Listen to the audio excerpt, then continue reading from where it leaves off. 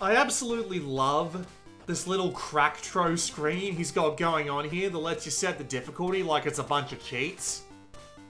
Shame the rest of the game isn't as clever. Hello ladies and gentlemen, this is Blue Maxima and I'm here checking out GB Roba by Mokograd. Before I do that, I've got to do the usual spiel, so just bear with me for a second. The Game Developer World Championship is a competition where developers can earn prizes and get some more eyes on their games. Going to their website will allow you to sign up for one of many individual competitions that have prizes including studio visits, software licenses, publishing deals and more. And even players can get in on the fun with a weekly fan favorite vote. And of course, plenty of neat games to go check out. Entry into the competition is free for all developers, and the fan favorite vote is free to participate in for gamers. So that's the GDWC.com.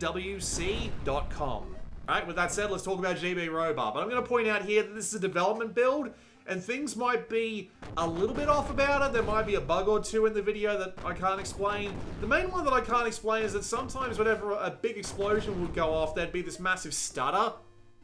Made it a little bit hard to play the game, but not massively. Just figured I'd point that out. But yeah, anyway, really basic concept. It's a Mega Man clone.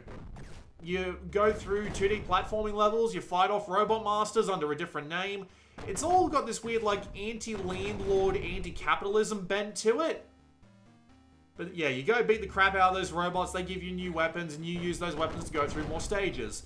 There's an initial stage, 4 more stages with 4 Robot Masters to beat, and then there's like 3 more stages, which just throws everything that's been in the previous levels together. And the first thing I'm going to say about this game is that even with that little thing I showed you at the beginning, to up the difficulty, the game itself can be kind of easy. Because there's a couple of mechanics in it that just kind of work against the flow that you might usually expect a sort of Mega Man style game to have. The main one is your fever time, or your superpower, or I don't remember what they called it. They called it something. And basically, when that yellow glowing meter down the bottom of the screen right now fills in, when you press the circle button, you get infinite ammo. Your main cannon fires constantly if you hold the square button down. And the more enemies you kill, the more health you get back. Or you can possibly use it to get a massive amount of damage on some bosses if you're low on life. However, this makes the game really easy, because it's really easy to recharge that meter to get all of the meter that you need in order to use that at least twice in one level, but I've seen it go up to 3 times. And as a result, a lot of the levels can be described as hold the square button, walk to the right, jump every now and again. And that's pretty much the long and the short of it. There are some secrets you can get, like there's little robots that will come out and help you, and there are these little target coins that do something. I'd be lying if I said I knew what they do. But outside of that, the game really is just that simple. And it isn't that hard either. Your main cannon is actually way more effective than a lot of the weapons you get. There are a couple of weapons that can help you out, like the grenades will help you get certain monsters that are higher or lower than you in the particular area. And the Cadence Laser, I think that's what it's called, is really good for hitting enemies that will be in range but might put you in danger otherwise. But a lot of the time you'll just keep your main cannon out and just blast away. Because it's really just that simple with that cannon. It's really useful, it's really strong, and you can just win with it really easily. And the boss fights aren't that hard either, because, again, when that meter fills up, just go in, throw it out, hold the square button, and just face the Robot Master. As long as you don't end up dead within the first few seconds because you've got really low health, you'll probably come out on top. This is the case for literally every boss I've played in the game so far, and it just makes it kind of a cakewalk. You don't really have to learn their patterns or anything. They are quite difficult, and they do kind of make up for the fact that the level designs aren't really that interesting. Because they're quite flat, don't have that much in the way of branching paths, and the secrets are really easy to find. But the robot fights are at least enjoyable enough. And he does a good enough job with the presentation. It's clearly going for a sort of Game Boy look, hence the name GB Roba. And it does look good. The animations are nice. The effects are pretty nice to look at. The explosions have a lot of detail in them. And there's plenty of, like, scrolling going on in the background, and it does look good. It is a very good looking game. But that sound is kind of overwhelming. The music itself just kind of hides in the background and doesn't really do anything too over the top. But the sound effects, man. If you have both the sound effects and the music at the same sound level, the sound effects will absolutely drown out the music, and it will absolutely be bonkers loud. It can be so loud and so hard to even hear what's going on just because of the amount of sound effects that'll be going on and the way they've been balanced. It can be a bit of a chaotic cacophony of sound effects from time to time, especially when you are using your rage mode or whatever it is, and you're just constantly firing away. It can be an absolute cluster of sound. And it just isn't that pleasant to listen to.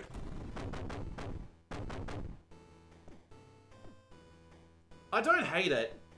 I don't think it's a bad game. It's just kind of easy. When I play a game that is based around, like, being a sort of Mega Man style of tribute, I don't expect a lot of it to be walking to the left or right and firing away. Not saying this works all the time. Not even close. But it works enough of the time that the game feels like a cakewalk. And since the only real difficulty options I can change are how much damage I do, how much damage the enemies do, and whether or not, like, pits are instant death, or spike pits, I mean, there just really isn't that much to it. And I beat the game. Well, I haven't beaten the game yet.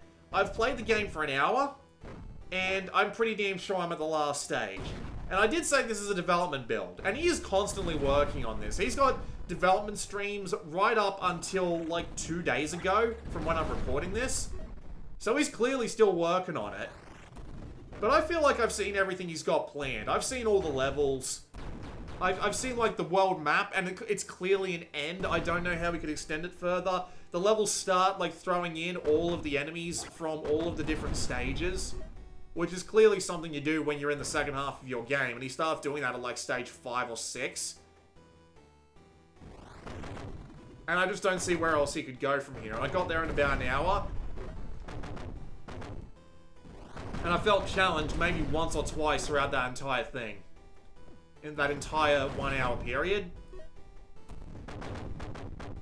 I mean, there is some parts of the low difficulty that I do appreciate, like the checkpoints are totally fair, and not having lives is a godsend in games like these. But yeah, he could afford to mix it up a bit, make it a bit harder, make the enemies a bit more denser, more environmental hazards, just something to make the combat more interesting. And just to give you an idea, he has 2 mechanics that I barely took advantage of. One being a dash, which makes you temporarily invincible, but it doesn't come out instantly, so I found myself thinking, I'll just jump out of the way, because it not only is it faster, but it actually continues to let me move and possibly make a second jump. And there's also, if you double jump, you send out a weapon wave out of the bottom of you that does damage.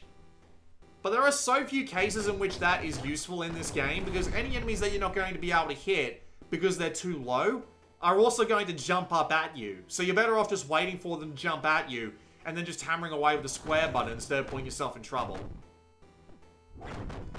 And the story just doesn't work for me either. It's basically landlords. This is what they specifically say on the store page.